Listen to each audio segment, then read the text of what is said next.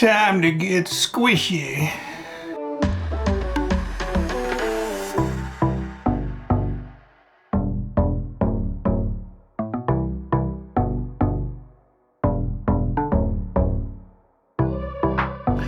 Well, hey there everybody, welcome back to the channel. I'm Adam, thanks for hanging out with me again today. And the Squish fan finally showed up. I still think it's a dumb name. I know why they did it, spin off of the, Midnight Pumpkin theme, but Squash van? I'm not gonna complain. It's a cool looking van, but I have no plans of it looking like that at the end. So in this video, I'm going to get it out, get it unboxed. I'm not going to go through it piece by piece. I'm going to be building it with full ball bearings, of course. It's just silly to build something like this. To me, if you're going to run it at all, put bearings in it. Probably may put a higher torque servo on here. I don't know. A standard servo is probably going to do fine. I'm only going to do the two-wheel steering. And they're just Blackfoot tires. It's not like they're Clodbuster tires or anything. But yeah, I'm looking forward to the build. This is the first of the G series that I've built where it has all the gears in it. So I'm thinking the GF stands for gears full, because there's a lot of gears in this guy. Anyway, there's other unboxings and everything where everybody pulls stuff out piece by piece. I know Phil did one on Poor Boys RC, and as well as Fast Freddy RC. I saw he did a complete unboxing. I'll link those videos down below if you guys want to see, like a, frame by frame thing of all the parts trees and all that stuff. For me, just going to spread it out and I'm going to get to building. So when I'm building, all I'm going to do is just stop and take pictures along the way so you guys can see the build come together. I'll stitch it all together at the end, and then after you see that, I'll come back out with the finished chassis. The body on this is going to take me a while. Like I said, we're going completely off the rails, not box art at all. So this is not going to look anything like, or mine isn't going to look anything like this. So let's just, shut up, Adam.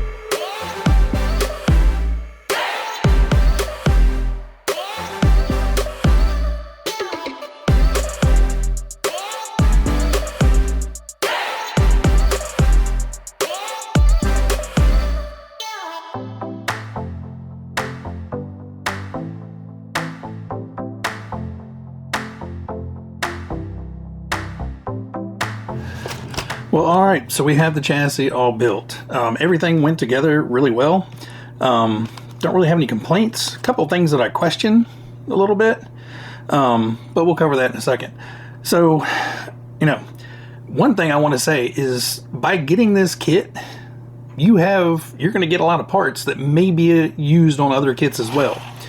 So you basically get a full set, so you basically get a full set of front rear arms for this, which is also like some of the other kits. So you have those. You get an extra pair of servo mounts which you may need that for four-wheel steer. I'm not sure. Obviously, for four-wheel steer, you'll need the second steering bits and stuff on here, but you also get 2 extra of the wheel hexes that go on this. So if you happen to strip one out, you'll have 2 spare here. You get a full set of rear hubs, which I don't know why they include that in this kit, because you're either going to run the fixed hubs like this or the steerable hubs like this. So yeah, I don't know why they put this in here. And you know, this wasn't attached to any other tree. They just give you 2 of these in the kit. So cool, but confusing. So again, you do have a full set of spares. If you don't do the four-wheel steering, you have front C-hubs, front knuckles for the front end in case you break something there. Then, you know, random other bits and pieces on the trees, like there's some smaller 12mm hexes, which go on, they're like 12 by 8, looks like, something like that. Maybe a 12 by 6. Let me give you a real measurement, since I'm, you know, metrically challenged some days. 6. So you get a 12mm by 6mm hex. So, you know, like I said, those will go on a lot of other kits. Lose one, strip one, whatever. And then a fair amount of extra hardware. I've already put that away. You know, get 6 more little rod ends. So you will get a lot of extra stuff in here. There's extra shoulder screws, extra regular screws, because obviously if you're not doing the four-wheel steer, you're not putting a lot of those parts on. You're not utilizing a lot of stuff back here. So you're getting extra screws. So a nice little, you know, extra little package to, you know, bolster your supplies. So there are 2 things in this kit I'm kind of confused of, and I think they should have been able to realize before they shipped it out. So the first thing is they're friction shocks. You know, it is what it is. I'm going to end up putting wall shocks on this because, you know, it's bouncy. But when you build up the friction shocks, they basically tell you to put in, there's 4 spring spacers in the kit, and without the spring spacers, there's a lot of play in between the spring and the shock body. So this would actually be sitting down lower without those spacers in it. But they tell you to put the thick spring spacer in the front and the thin spring spacer in the rear. Why there's 2 different size spacers, I don't know. All your weight is right here in the middle of the chassis. So it's not like it's heavy front or heavy rear, heavy front, anything like that. Should be 4 of the same size spacers, because when you go to drive it, it's going to do this, and your truck's going to be doing that stupid Carolina squat all the time. So I'm going to find some bigger spring spacers in here to bring that rear end up. The other issue I noticed is when I was, you know, messing with it and running it around, the front dog bones were right there on the edge of coming out of the cup.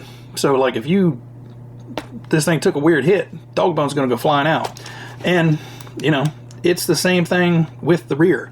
I'll put up some pictures to show you. So in the front, I noticed it, and I was like, okay, there's 2 more O-rings left in the kit. You know, they usually give you spares.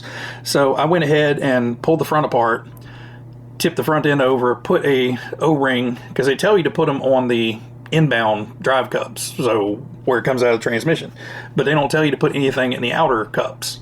Well, you know, the dog bones are going to typically go out anyway because they're angled down, so they're going to fall out of the cups anyway. So why they don't tell you to put the O-rings in the bottom to help keep them up, I don't know. But, you know, I've spun it around. Everything looks like it's nice and centered in there now, and the drive cups, or the axles, don't look like they're going to come out of the drive cups. In the rear, you know, one little flex, and that thing is coming right out of the cup. So I'm about to pull the rears back out, flip them down, and it's really easy. You just pull out the 2 screws in the top of the hubs, and then the arms just lay over, and then you just put an extra O-ring down into the wheel drive cups.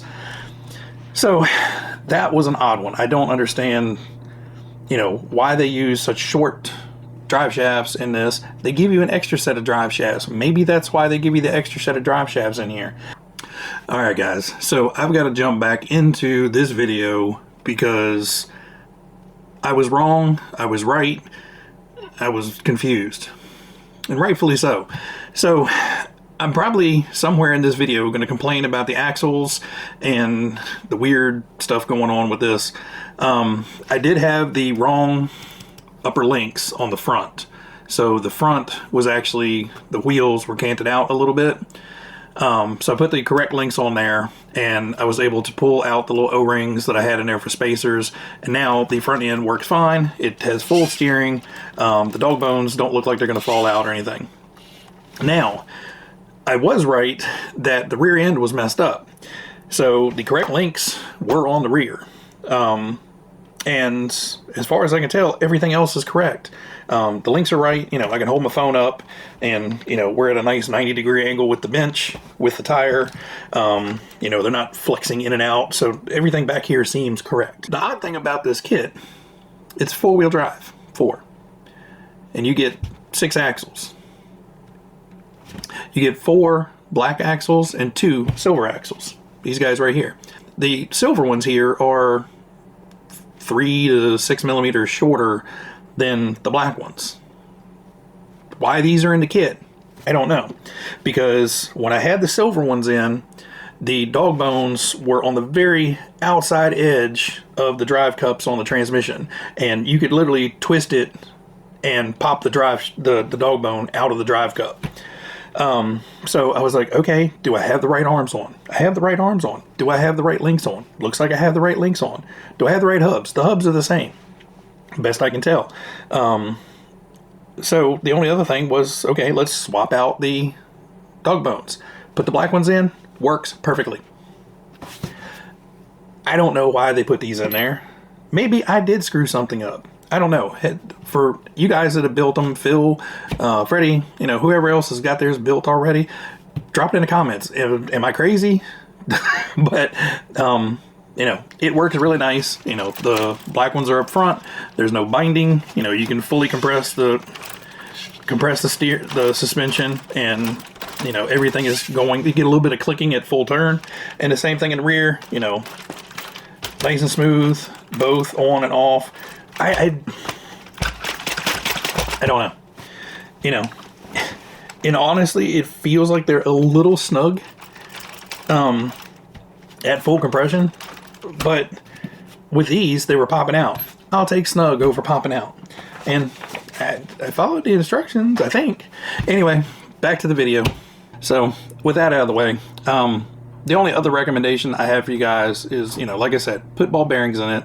You know, it's not cheap, but a very worthwhile thing to do. And 2, do not go overboard with the grease. I am typically the type of guy that goes overboard with the grease. So basically what I did is I just took some grease, took it on my finger, wiped it around the gear in some spots, and got everything laid out in the transmission, and then turned the differentials and just kept turning everything, and the excess grease kind of works its way up and spits out of the gear, and I just kept wiping that around until everything was thoroughly coated. And that's all you need. Just make sure all the gears are thoroughly coated in there, and that's all you need. Any more and you're just going to be bogging this down with all that extra grease in there. So in a normal transmission, you know, you have 3 gears. You know, you have usually your spur, which comes inside and turns an idler gear, and then that comes down and, you know, turns a differential gear in most Tamiyas. Now, you only have 3 mating surfaces in there of, you know, grease trying to, you know, slow you down a little bit. In this, there's like 30. So you're just magnifying all that little grease stiction from, you know, 2 or 3 gears. Now you've multiplied that by like 4, and you're going to start noticing a drivetrain drag. Now this one, you know, like I said, I didn't go nuts with it. So it sounds and feels pretty good. Steering works well. You know, I was a little concerned. I may have to look. They give you 2 different links arms, and you can see my front tires are kind of sticking out. So I may have to come in here and put on the shorter arms up front. I'm not sure. I have to take a look at that. I don't mind the camber kicked out, but, you know, it's a very nice straight up and down with the arms. So I may have to make sure I didn't get those wrong. It's possible. But, you know, the steering worked well sitting on the ground. Yeah, I'm sitting here watching this dog bone back here going out to the end of the cup.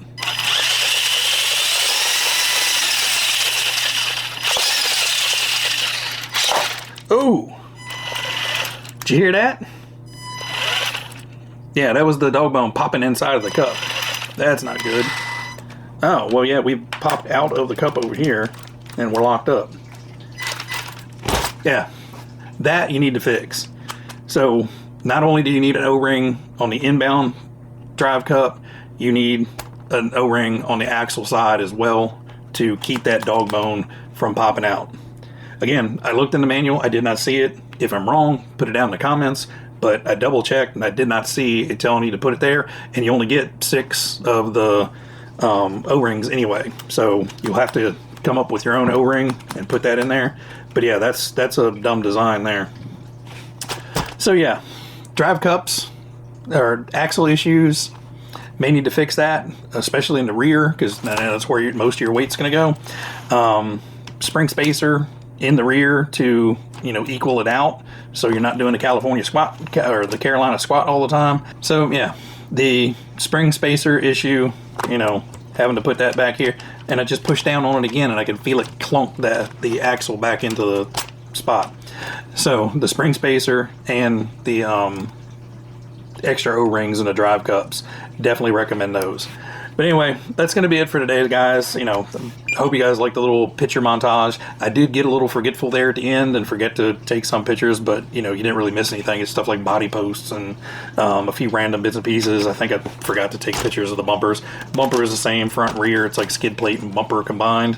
I'm going to start working on a body here soon, get that worked on. But again, it's going to be completely custom, and it's going to take 4 or 5 different processes for me to get it all done start to finish. So that one's probably going to take me a week or so to get to. So you will see this again soon with the body on there, and then we'll take it out and get it run then.